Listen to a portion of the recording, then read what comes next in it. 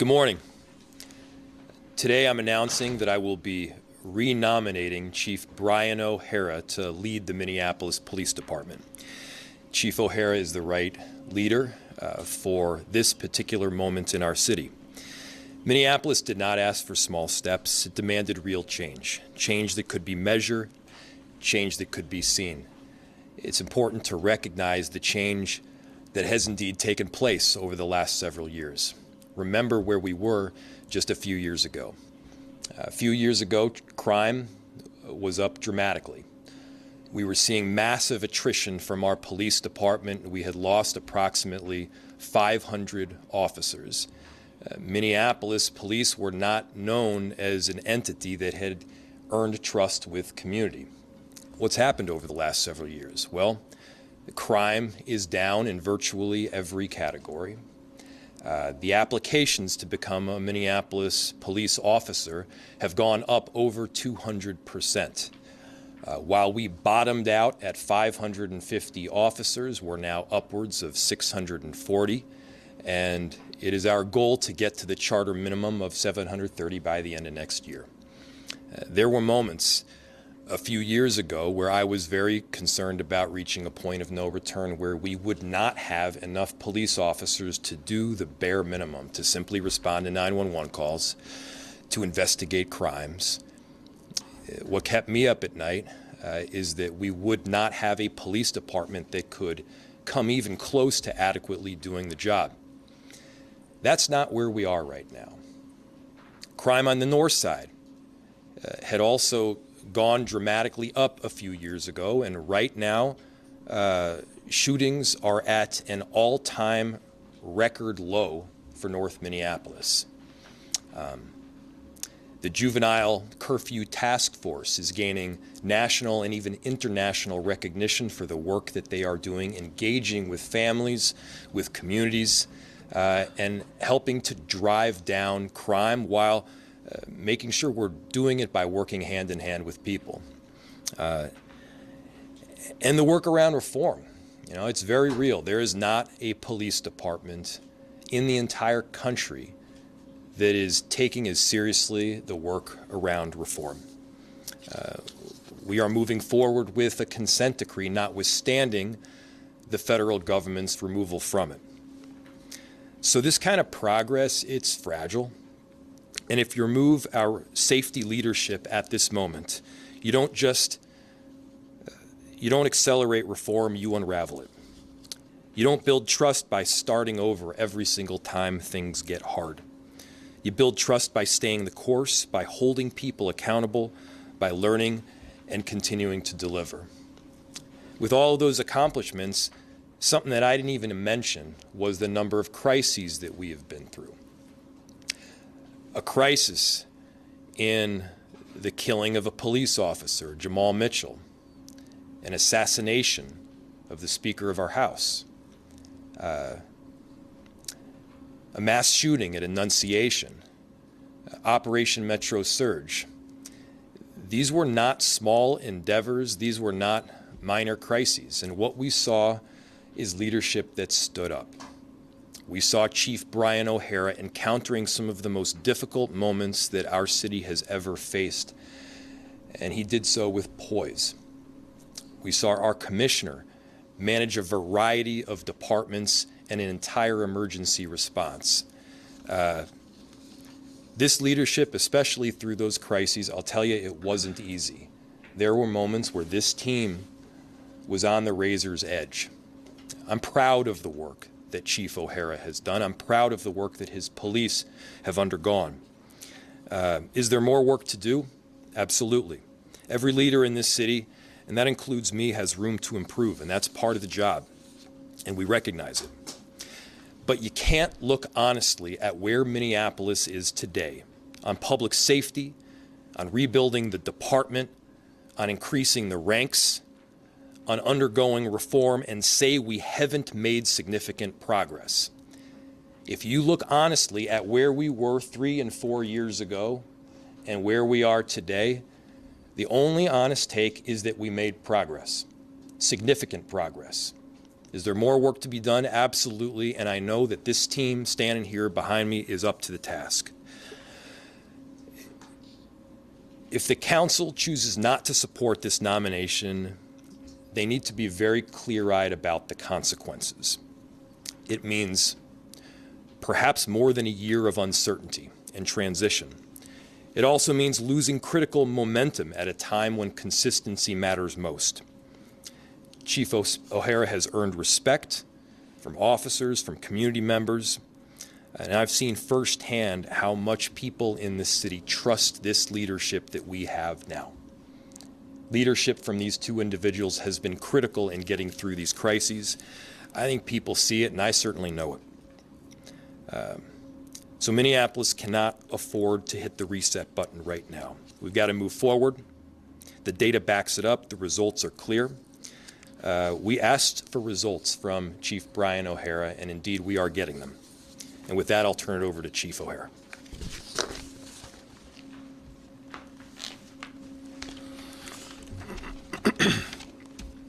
Good morning. Thank you, Mayor Fry. Thank you, Commissioner Barnett, for your support over the last few years, and thank you specifically to the Mayor for your nomination today. I am truly humbled and honored to be nominated to continuing to serve as Minneapolis's police chief. The MPD today is not where we were a few years ago. Neither is this city. The progress we have made is real. Reducing serious street crime while earning community trust, rebuilding this police department, but our mission continues. I am deeply, deeply grateful to the people of Minneapolis who have shown me so much love and support, and have shown support for this department during some of the most challenging years in our history. Over the past several years, the men and women of the Minneapolis Police Department have carried a tremendous burden. Our staffing had fallen to the lowest level in decades, while serious street crime was rising, and the department was repeatedly tested in ways most agencies never experience. At times, during times that had gotten extremely rough, our members, our professional civilian staff, have been truly resilient. I'm so thankful for their hard work as they work tirelessly to reduce crime, restore trust, and rebuild the department from the ground up while also trying to implement monumental reforms. I am so thankful for the men and women of this department. It's because of their dedication that recruitment has dramatically improved, that constitutional policing and reforms are advancing, and together with our community and our law enforcement partners, because of their work together, we are continuing to make this city safer every day. I am proud to serve on this team under the leadership of our mayor and our community safety commissioner, and I am fully committed to continuing to do this work. Lastly, I need to thank my family. Public service comes with tremendous sacrifice, not just for those who wear the badge, but for the loved ones who support them. My family has sacrificed their time, their privacy, holidays, school and sporting events, and priceless moments so that I could serve this city. I would not be standing here today without their love, patience, and support. This profession is a calling. Leading this department has been the honor of a lifetime.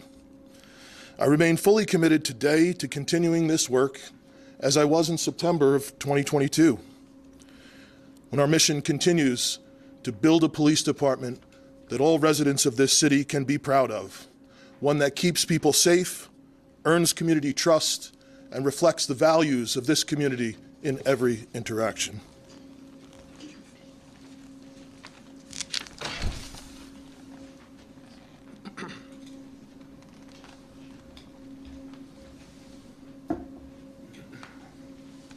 Thank you, Chief.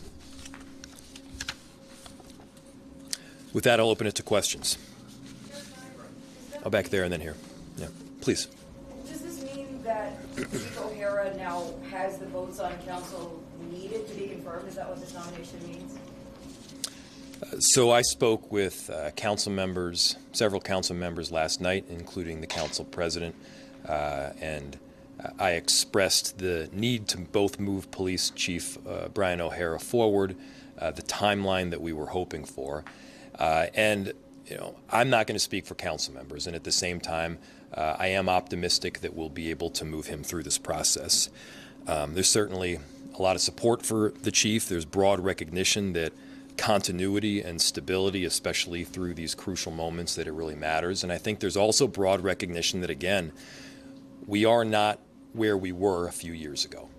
The progress has been real. And so, no, can I give you a firm count? I'm not going to speak for council members at this moment, but I am optimistic. Yes. Yeah, one of the things that caused some pause by several council members was the growing number of complaints against the chief. Have you personally vetted those complaints to ensure that there's nothing of grave concern to the public? So we take every single complaint that comes forward seriously. That does not mean that every complaint is serious. These complaints are vetted. You look into them, and I can assure you is that if there is something real that requires additional attention, there will be discipline. Does that mean that you know what the gist of complaints is, Mayor? There are.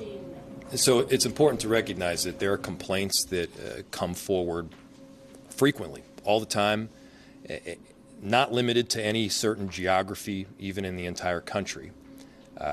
Obviously, you see an uptick when significant events happen in Minneapolis, and there have been several significant events that have happened as of recent. Does the mayor investigate these cases? No. Am I made aware when I need to be? Yes, I am. So are you saying that they could come, did a lot of these come from outside of Minneapolis, like because of Operation Metro Surge and people not liking that the chief was very vocal about ICE? I'm certain that there were complaints that came in as a result of Operation Metro Surge. I can't speak to the detail of them. You guys say there's more work to do. Can you touch on what that work will look like? Yeah. Yeah, and I can turn it over to the chief to elaborate. I mean, look, first and foremost, the job of the chief is to keep the city safe. And obviously there's more work to be done there.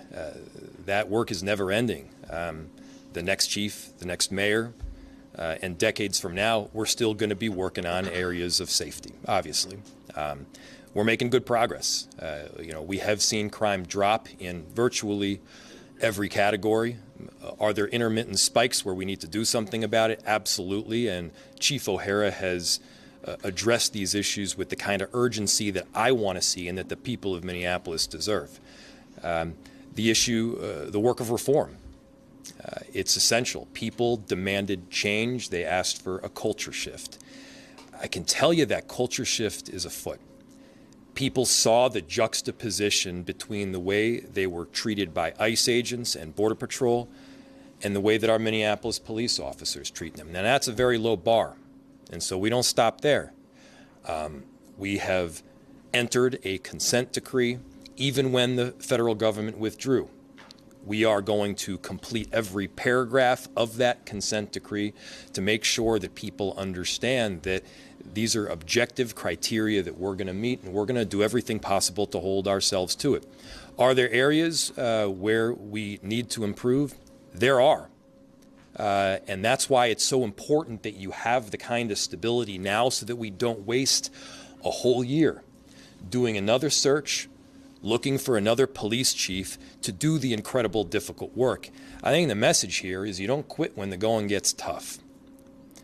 It has been tough for years. We've seen a commissioner and a chief navigate these crises, and I would attest they've done so with great leadership. Why was it so rushed? We got a press release late last night, or a press conference early this morning. I thought he had till like August.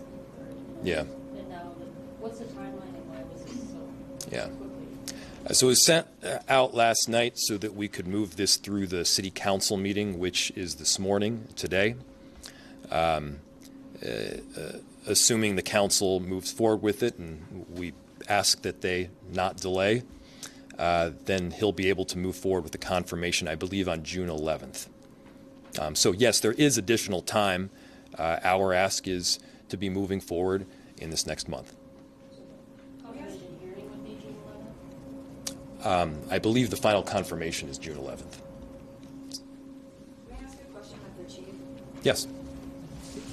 Chief O'Hara, I did want to ask about overtime. Your first year, not in 2023, 22.6 million overtime went up each year to 31 million last year, and you've at least alluded to council with Operation Metro Surge and other things that we're on track for another record-breaking year. I know you've explained some things, and no one's questioning the Operation Metro Surge, it sounds like, on council, but I guess with other things improving, with staffing improving, even with that limbo period between community service officer training in the streets, I guess, does that really explain it all? Why hasn't that improved, and if confirmed, will it? So the answer is yes, that does largely explain the budget overruns. If you look at the budget from the years you mentioned, 2023, 2024, 2025, and to 2026, the overtime line has gone down dramatically. You referenced yourself how much it actually costs.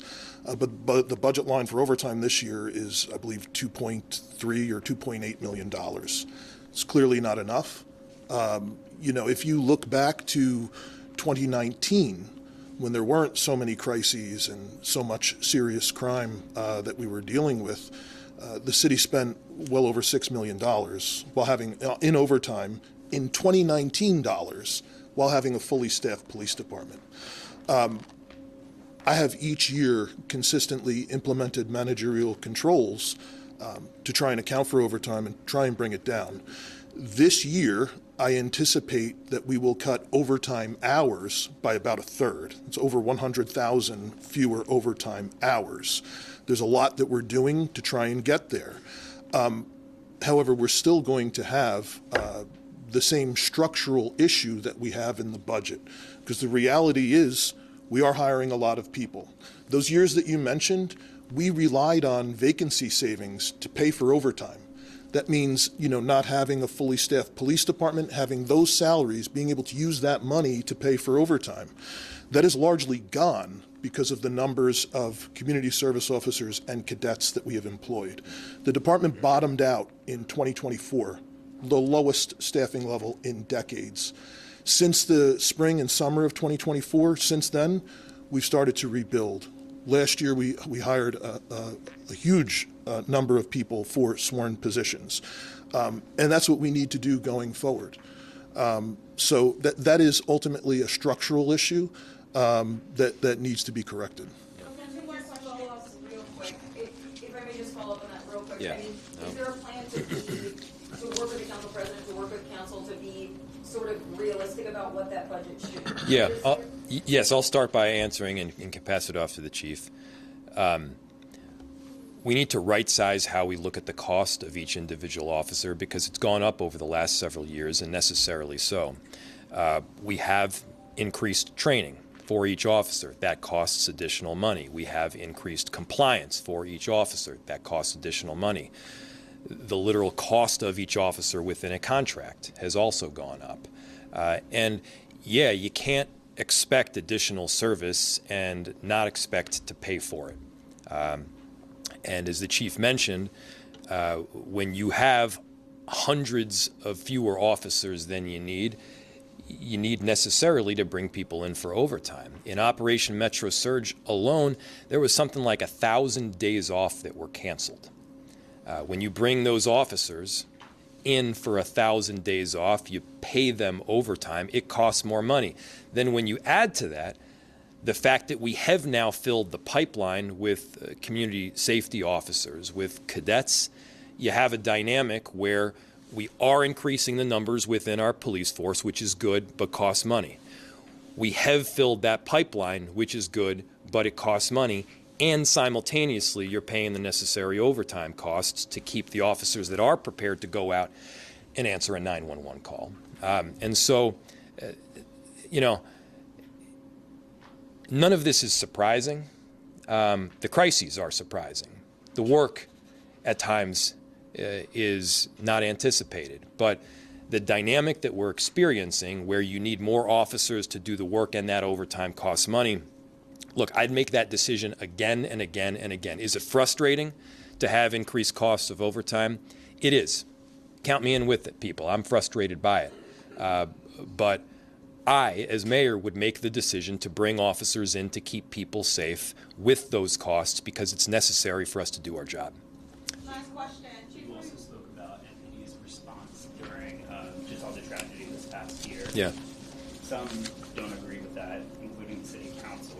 Let's talk about ICE whenever everything happened. Yeah, let's talk about that. Are you able to touch on I am. their concerns about MPD's response and anything anyone should know? Yeah. As you resolve it? So the question was concerns from the city council that our Minneapolis police officers and our chief and our commissioner did not do enough through Operation Metro Surge and that they did not do their jobs properly. I disagree.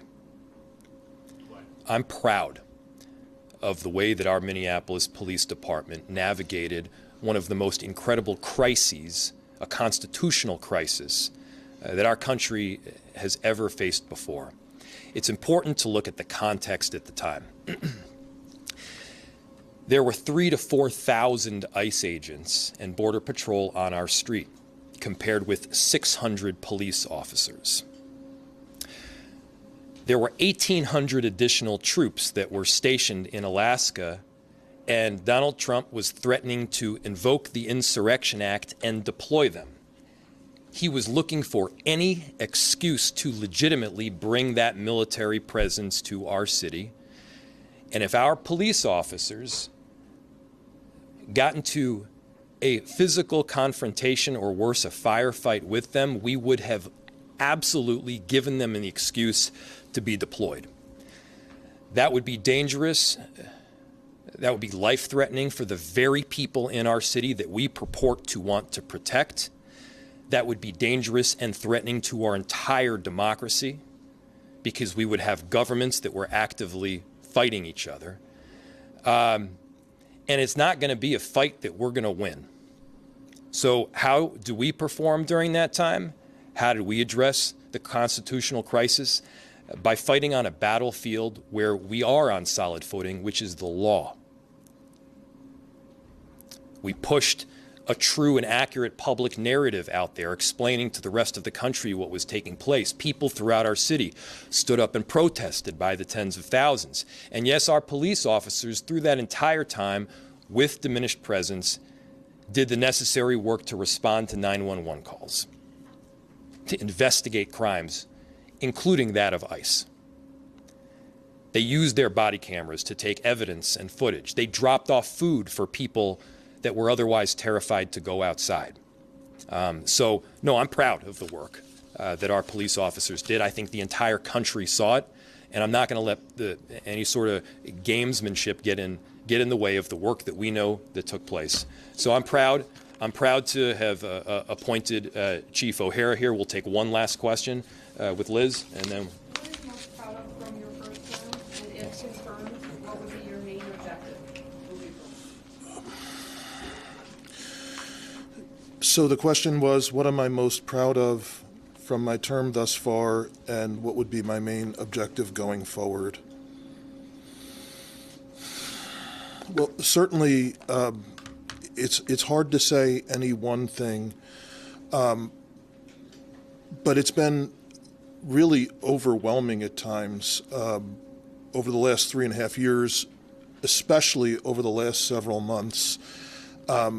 The amount of love and support that I have personally received from residents of this city, whether it's just some random guys walking down the street downtown, this happened yesterday, residents, people that I see in community, clergy members,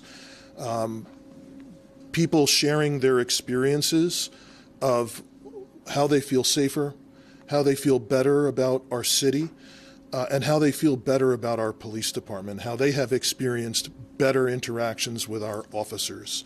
And I think that's far better in terms of measuring results than any statistics could tell you, any checklist of reforms could show. It's been an overwhelming amount of support from community.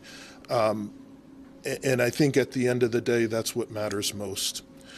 Going forward, I pray that we can get this police department not just up to the charter minimum, but fully staffed for what was typical here prior to 2020, that we can continue to get crime down and get it below levels that were normal here prior to 2020. And again, like I said before, just have more widespread feelings across all members of the community that feel like they can trust our cops, and our cops will have their backs. Thank you, everybody.